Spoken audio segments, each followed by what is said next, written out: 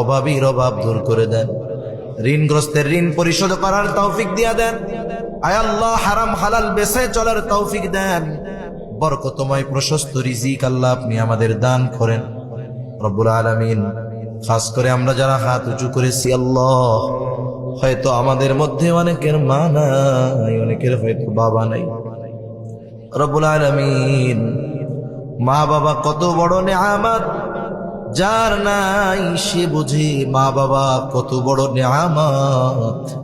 আয় আল্লাহ, দুনিয়ার অপর প্রান্তের খবর মুহূর্তের ভিতরে পাওয়া যায়, দেখা যায়।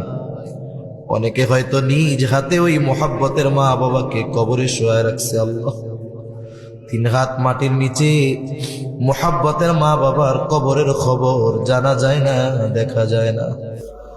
আয় আল্লাহ, এখানে অনেক উলামায়ে কেরাম আছেন, তালিবুল ইলম আছে, আপনার দাড়ি বাঁকা বান্দা আছে, যুবক আবেদ আছে, নাবালক মাসুম বাচ্চারাও হয়তো আছে।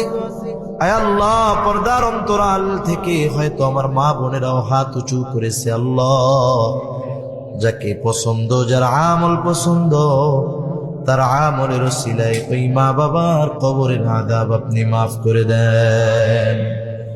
কবরগুলো আপনি জান্নাতের টুকরো বানিয়ে দেন। কিয়ামতের দিন হিসাব সহজ করে জান্নাতের ব্যবস্থা করে দিয়েন।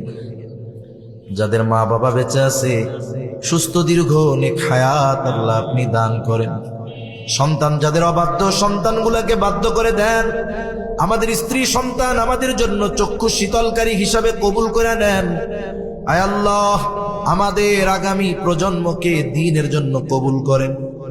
খাস করে তরুণ যুবক যারা আছে আল্লাহ, এদেরকে কবুল করেন। আয় আল্লাহ, তরুণ যুবক সহ আমাদের সকলকে সকল পাপাচার অনাচার থেকে বেঁচে থাকার তৌফিক ও হিম্মত আপনি দেন। মা বোনদের পর্দা নিশিন বানিয়ে দেন।